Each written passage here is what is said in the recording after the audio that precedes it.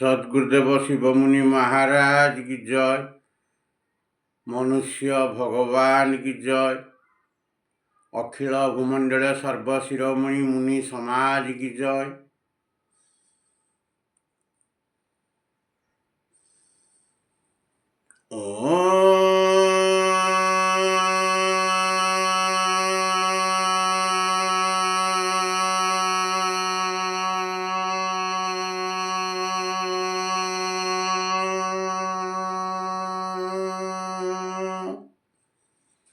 मु आज सर्वप्रथमे आत्मनिमकर स्तुति करी आत्मज्ञान विषय किछि आलोचना करने को जाउछि।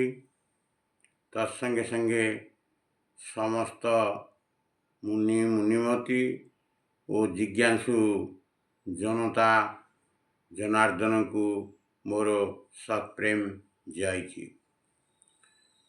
आज आम मतवादी ईश्वर को छाड़ी दियो यही विषय आलोचना करिबा।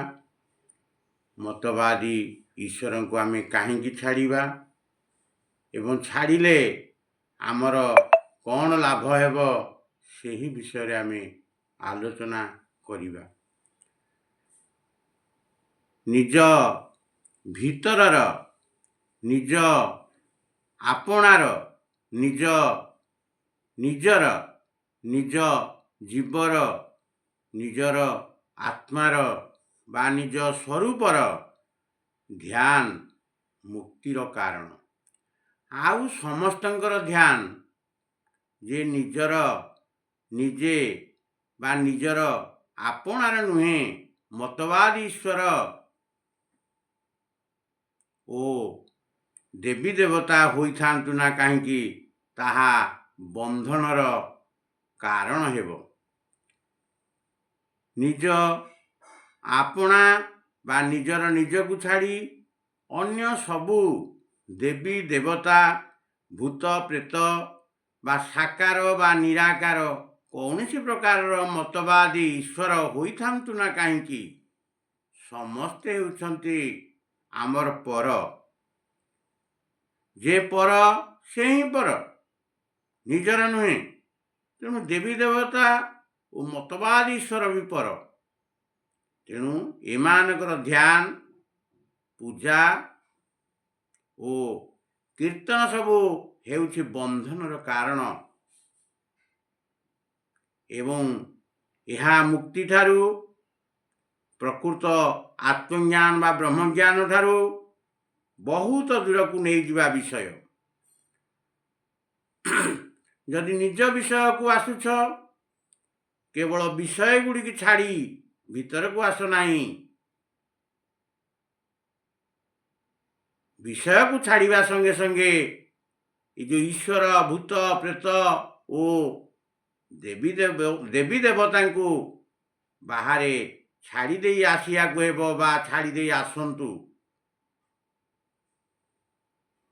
मन जे पर्यंत इंद्रिय मानक सह इंद्रिय मानक विषय बाहर एपट सेपट हेउछि से पर्यंत जोग होई पारिबो नाही।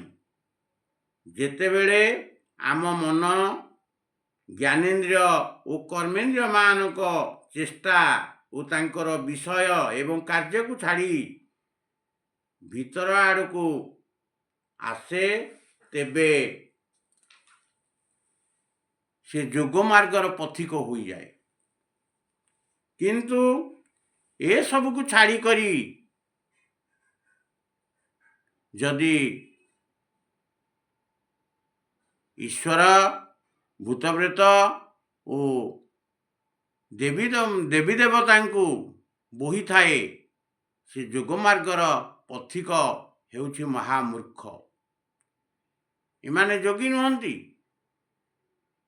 इमाने भिकमगा महिला लुगार बोझ को बोही थिबा धोबार गध बा महिला बोहुथिबा हरिजन बा मेहेंतर बाहरे अशांति रही भितरे शांति रही।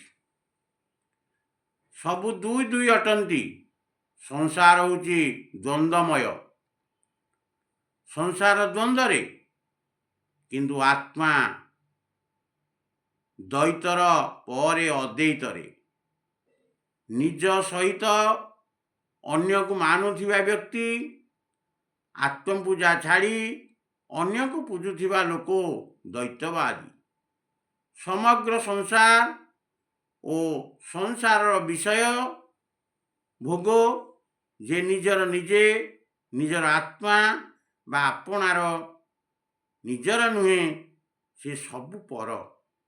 ମତବାଦୀ ଈଶ୍ୱର, ଦେବୀ ଦେବତା, ଭୂତ ପ୍ରେତ ଆପଣାର ବା ନିଜର ନୁହନ୍ତି, ସେମାନେ ପର ଅଟନ୍ତି। ବାହାର ତତ୍ତ୍ୱ, ରୋଗର ଜର୍ମସ୍, ଫରେନ୍ ମ୍ୟାଟର୍ସ, ରୋଗ ଓ ଅଶାନ୍ତିର ଘର। ପର ଦ୍ୱୈତ ଓ ଆପଣାର ଆପେ ଆମ୍ଭର ଆତ୍ମା ବା ଜୀବ ଅଦ୍ୱୈତ। ଦ୍ୱୈତର ସହ ବନ୍ଧନମୟ ଦୁଃଖ ଅଶାନ୍ତି ଅଛି। ଶାନ୍ତି, ମୁକ୍ତି, ନିର୍ଭୟତା ଓ ଆନନ୍ଦର ସମ୍ବନ୍ଧ ଅଦ୍ୱୈତ ପଦ ସହ ଅଛି। ବାହାରେ ଦ୍ୱୈତ ରହିଛି ଓ ଭିତରେ ଅଦ୍ୱୈତ ରହିଛି। ଯୋଗ ମାର୍ଗ ହେଉଛି ଦ୍ୱୈତ ମାର୍ଗ ନୁହେଁ, ଏ ହେଉଛି ଅଦ୍ୱୈତ ମାର୍ଗ। ନିଜକୁ ଛାଡ଼ିଦେଲେ ଆପଣ ଯାହା ଦେଖୁଛନ୍ତି ସବୁ ହେଉଛି ପର ଏବଂ ଦ୍ୱୈତ। ତେଣୁ ମତବାଦୀ ଈଶ୍ୱର, ଦେବୀ ଦେବତା ଓ ଇନ୍ଦ୍ରିୟମାନଙ୍କ ବିଷୟ ସବୁ ଦ୍ୱୈତର ଭୂତ, ଯାହା ଶାନ୍ତି ଓ ଅମୃତର ସମୁଦ୍ର ମାର୍ଗର ଠକ, ଚୋର, କଣ୍ଟକ। ଯଦି ପ୍ରକୃତ ସମାଧି ଓ ପ୍ରକୃତ ଯୋଗ ପର୍ଯ୍ୟନ୍ତ ପହଞ୍ଚି ପ୍ରକୃତ ମୁକ୍ତି ପ୍ରାପ୍ତ କରିବାର ଇଚ୍ଛା ଅଛି, ତେବେ ଦ୍ୱୈତକୁ ଛାଡ଼ି ଅଦ୍ୱୈତକୁ ଗ୍ରହଣ କରିବାକୁ ପଡ଼ିବ ବା ଗ୍ରହଣ କରନ୍ତୁ। ଯେଉଁଠି ଟିକିଏ ଦ୍ୱୈତ ରହିଛି, ସେଠାରେ ପ୍ରକୃତ ମୁକ୍ତି, ପ୍ରକୃତ ଶାନ୍ତି ରହିପାରେ ନାହିଁ।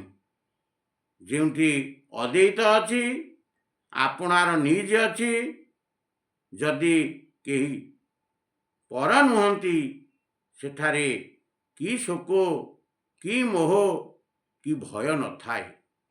ଆପଣ ନିର୍ଦ୍ୱନ୍ଦ୍ୱରେ ସେଠାରେ ରହିପାରିବେ ଏବଂ ଜୀବନମୁକ୍ତ ହୋଇପାରିବେ। ମୁଁ ଏତିକି କହି ମୋର ସତ୍ସଙ୍ଗକୁ ସମାପ୍ତ କରୁଛି। ସମସ୍ତଙ୍କୁ ମୋର ସତ୍ପ୍ରେମ। ଜୟ ଜୀବ, ଜୟ ଜୀବ, ଜୟ ଜୀବ।